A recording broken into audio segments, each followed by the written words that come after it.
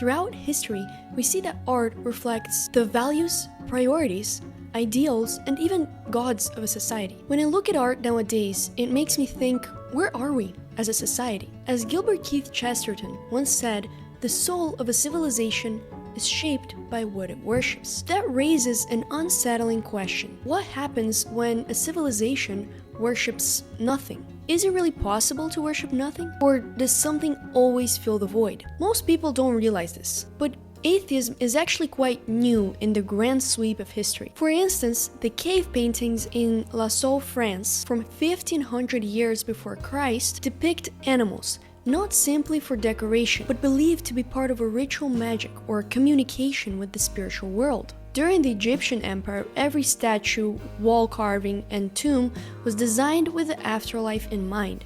Art was a functional theology. And of course, the Greeks carved statues of Athena, Zeus, not just for art. Greek statues idealized the human body as divine. Even philosophers like Plato linked beauty with the form of the good, a transcendent ideal. Then, of course, in the Middle Ages, almost every piece of art was religious. Cathedrals, icons, stained glass, these weren't just decorative, they were sacred. Certainly, during the Renaissance, humanism arose, but God wasn't dismissed. Michelangelo's Sistine Chapel, made during the Renaissance, is a visual theology. Da Vinci's Last Supper is not just a scene, it's a meditation on betrayal, communion, and sacrifice. So for centuries, art expressed a spiritual vision. Beauty was truth, and God was central to that. And you would say, well, the idea that art lost its way after secularism and atheism is oversimplified. Art has always served multiple masters: power, money,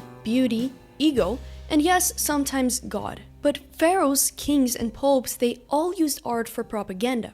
But my point here is not necessarily religious, but more spiritual. It's about reverence, because even flawed societies pointed their art at something higher than themselves, something beyond the individual. Throughout centuries of art, we see that humans have always had the yearning to worship. And atheism was actually not taken very seriously until the 1700s. In the 1700s came the Enlightenment, where reason replaced revelation, and the society began turning inward. In the Romantic era, artists like Delacroix and Goya began focusing more on emotion, individualism, and even rebellion. They came up with interesting ideas, but deeply cynical. While Delacroix was not a straightforward cynic, he intentionally painted scenes focused more on violence and suffering, in contrast to some of the more optimistic or humanistic versions of other romantics. The poet Charles Baudelaire, a contemporary of Delacroix, described him as a curious mix of skepticism, politeness, dandyism, willpower, cleverness, despotism, and finally a kind of special goodness and tenderness that always accompanies genius. This description shows us the contradictory nature of Delacroix's personality, which included a strong element of skepticism. Francisco Goya also exhibited cynical tendencies. In his later life, he became increasingly disillusioned with society and its institutions, which reflected in his darker and more pessimistic works, like The Black Paintings and Los Caprichos. He was also a complex figure, influenced by the Enlightenment and capable of great compassion. Labeling him as a cynic may be slightly limiting, but it's pretty realistic. By the 19th century, with Nietzsche's famous declaration that God is dead, came nihilism, proving even more that modernity was not only about science and technology, but it was also about the loss of the transcendent. During this time, religion also became something private through the separation of church and state. To be clear, I'm not saying that's bad. Religion is something deeply personal. I'm focusing more on the deconstruction of standards that followed. This shift didn't just affect art, it primarily affected ethics. When humans stopped believing in a transcendent truth, we didn't just lose a sense of God, we lost a sense of good. Moral relativism replaced objective values, and right and wrong became personal opinions. Art too followed. Beauty became subjective. Truth became problematic, and meaning became whatever you want it to be. Cynicism and nihilism were not necessarily new ideas, but they were never really taken seriously or on such major scale. But this new intellectual climate grounded in atheist mentality, provided a fertile ground for these ideas to develop and be discussed more openly, though it was still a controversial and often illegal position to hold in many places. But as atheism arose, people started looking inward rather than outward or upward. And when we look into ourselves rather than to a transcendent good, we see a lot of brokenness and confusion. What followed in the 20th century was a visual record of cultural disintegration. Movements like Cubism, Dadaism, and abstract expressionism emerged, shook reality, and mocked the very idea of meaning. Warhol's pop art elevated soup cans and celebrities to icon status. But then art was no longer about truth or beauty. It was about provocation, irony, and sometimes nothing at all. If you want to know more about this cultural disintegration, watch the video that I made about iconoclasm. Of course, there was also a monetary aspect to all of this, and you can find out a little more about that in the video I made about the art market. Here's the thing though, can humans really not worship? Can art, a tool used for worship over generations, suddenly change its direction and purpose in just a few decades? Carl Jung said you can take away a man's gods, but only to give him others in return. Even from a psychological standpoint, Jung saw that religious instinct cannot be erased.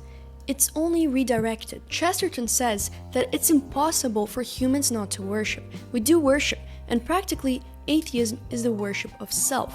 With the rise of secular society, worship was redirected inward to humans. And this is where we get self-expression. Interestingly, in more collectivistic societies, such as the Soviet Union, art was used to worship and glorify the state and its people. Also, because if you weren't glorifying the state with your art, you'd probably be thrown into prison. I'll make a video on socialist realism very soon, so stay tuned for that. But did self-expression really ruin art? No, not at all. One of my favorite expressionists is Edvard Munch, who made incredibly profound and relatable pieces. However, what ruined art was the deconstruction of standards. When we look at art today, there's a lot of cynicism and nihilism. Much of contemporary art is obsessed with spectacle. Honestly, contemporary art galleries are not even worth going to anymore. Jeff Koons sells shiny balloon animals for tens of millions. Damien Hirst encrusts human skulls with diamonds. There are precursors like Rothko, and so many more mainstream and popular artists are creating art that's completely empty and ultimately meaningless. But wait, isn't the art of today more inclusive, diverse, and democratized than ever? Isn't calling it cynicism actually creative freedom? Art hasn't degraded, it's just changed. Calling it meaninglessness or mediocrity is just shedding of religious, Eurocentric, and elitist norms. Now art is accessible to more people, and it reflects more voices. It doesn't have to conform to outdated ideals like beauty and truth. And I'll say, sure, art is more diverse, and that's a good thing. More voices, more mediums, and more perspectives. I'm not saying that we should return to Renaissance realism and church commissions, but what I am saying is that freedom without form leads to fragmentation, and fragmentation without purpose leads to exhaustion. Philip Reeve, a sociologist and cultural critic, said that cultures are not primarily about what they permit, but about what they forbid. When we throw out ideals entirely, excellence becomes elitist, and beauty becomes problematic, we don't get meaning. We just get noise. Because a world with meaning, it demands something from you. It demands responsibility, standards, and that's uncomfortable. It's much easier to prefer a meaningless world, where nothing is required of you. You don't have to pursue beauty or truth or goodness. You just have to exist, consume, and perform a little irony along the way. But irony and rebellion only work in contrast to something serious. And what happens when there's nothing left to rebel against? C.S. Lewis said, "We make men with no chests, and expect of them virtue and enterprise. We laugh at honor, and are shocked to find traitors in our midst." And here's the thing about cynicism. It doesn't build, it protects. It mocks and says, why bother, before anything has even been attempted. Cynicism tells us not to take anything seriously, ultimately rooted in fear, and is cowardly. We can't really live like that, at least not for long. As Roger Scruton once said, the sacred and the beautiful stand together in opposition to the ugliness and meaninglessness of modern life.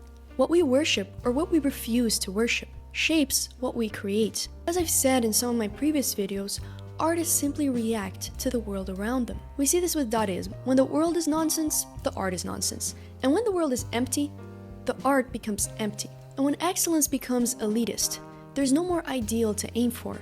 We accept everything. And it may seem like without standards there's a freedom, but actually this freedom is just mediocrity. The art of today reflects the reality we find ourselves in. A crisis of meaning, especially in the Western society. Art has ceased to impress and has watered itself down to the element of shock. It has become at best entertainment, and at worst a complete and utter absurdity.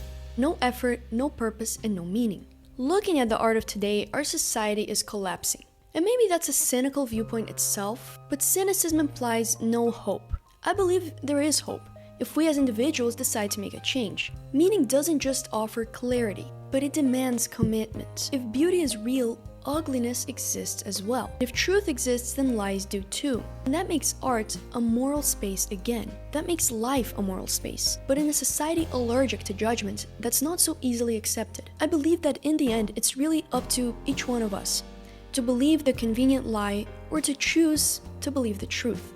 Where there is judgment, there are morals, there are standards, and there's responsibility. And I believe that our responsibility as artists is to expose these things and to reveal the truth that we see in our society today, rather than to simply adapt to whatever is convenient in the moment. Thank you so much for watching. I know that this was more of a philosophical video. I can imagine that it was a little controversial, but I really wanted to talk about my own ideas and opinions on the artistic climate of the contemporary world. I hope that you enjoyed it. Please let me know what you think about this topic in the comments and other topics that you'd like me to discuss on this channel. And I'll see you in the next video.